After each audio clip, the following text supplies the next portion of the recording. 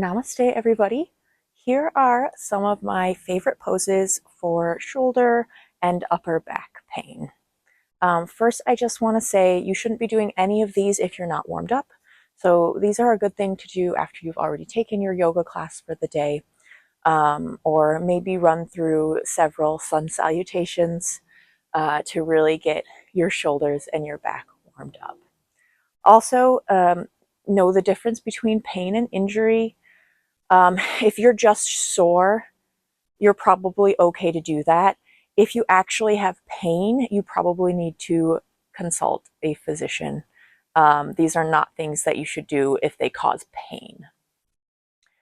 So with that being said, the first one I'm going to show you is a puppy pose, but with blocks. So you're just going to come onto your knees and come to a tabletop. So your hips are stacked over your knees. Bring in your blocks. I like them on the medium height, but you can take them on the low height if that's better for you. And you're just going to melt your chest down towards your mat.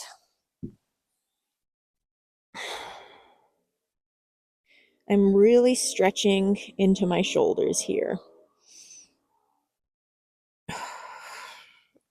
And it allows me to stretch while still keeping my muscles pretty engaged. And you can kind of move around while you're here, find any sticky spots.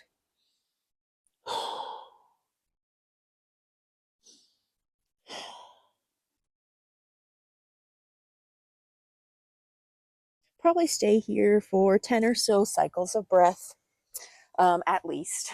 More if you think that feels great.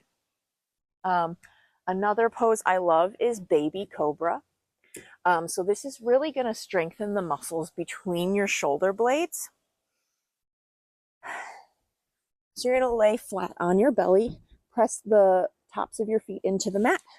Hands are underneath your shoulders, but I'm not really pressing into my hands. So on your inhale, you just kind of peel your upper body off the mat and think about pulling your shoulder blades up and down your back.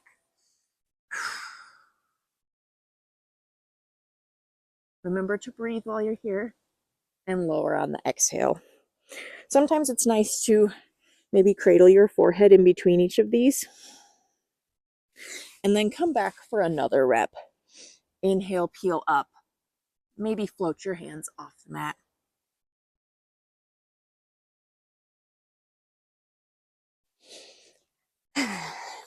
I like to do 3 to 5 reps of that, depending on how new I am at that movement.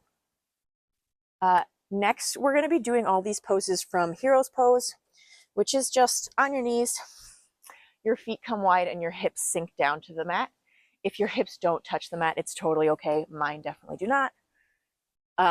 Then I would say bring a block in to sit on. Sometimes I like to bring 2 blocks, depending how tight I feel.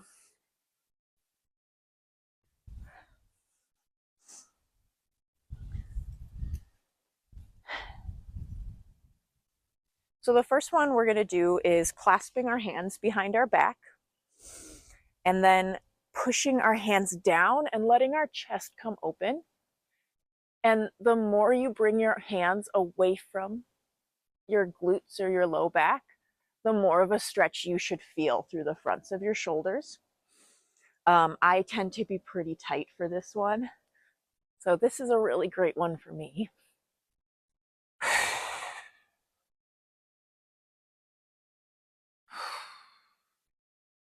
And probably try and hold that for 6 to 10 breaths at least. Next, I like to do eagle arms. So like I said, my shoulders are pretty warmed up. I just did a yoga class. Eagle arms, you're just going to loop your right arm under your left. And then here you can either hug your shoulders or you can cross your hands back and hook them. From here, you want to raise them up so your elbows are perpendicular to your body. And then for even more, you can crunch down and round your spine.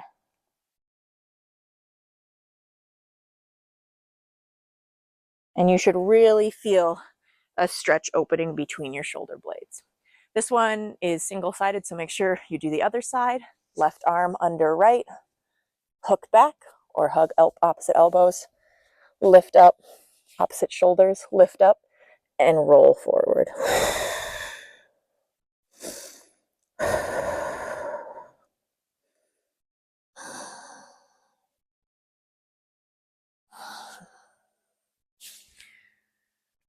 The last pose that I really like to do if my upper back and shoulders are feeling really tight or need some extra attention is cow-faced arms. I can't do these without a strap, so you can grab a strap or a towel, or maybe you can do the full cow-faced arms. So the way these work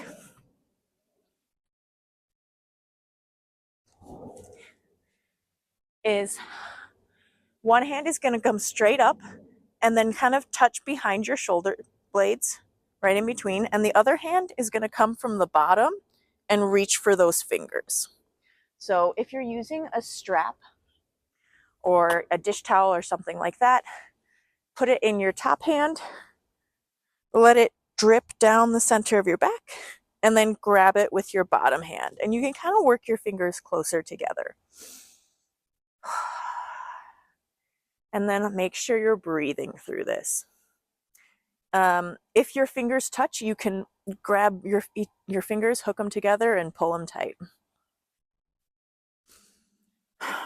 And then same with eagle arms. This is only one-sided, so make sure you do the other side with your left hand up and your right hand down.